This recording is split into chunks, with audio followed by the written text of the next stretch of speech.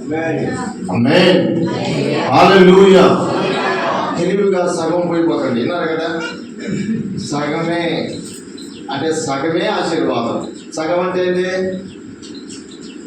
దినంలో సగం రోజులు, వారంలో సగం రోజులు, 15 రోజులు సగం రోజులు, నెలలో సగం రోజులు, ఆ ఇయర్లో సగం రోజులు.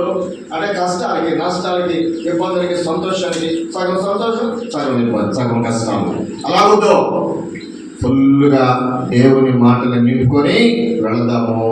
ప్రియరా, ప్రభు అంటున్నాడు, లోకమిచ్చే సంతోషము కాదు నేను ఇచ్చే సంతోషము.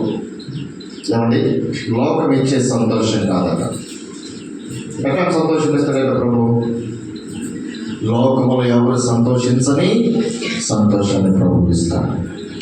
మనం అనుకుంటాం ఒక సమయాల్లో వాళ్ళకేమి కొరతలే, వాళ్ళకేమి బాధలే, కోట్లు ఉంది అనుకున్న ఒక ఆయన దగ్గరికి పోయి మేము మాట్లాడడానికి ఏదో విషయం కోసం ఇక్కడ ఒక మినరల్ ప్లాంట్ అందుకని అక్కడికి వెళ్తే ఆయన అంటున్నాడు,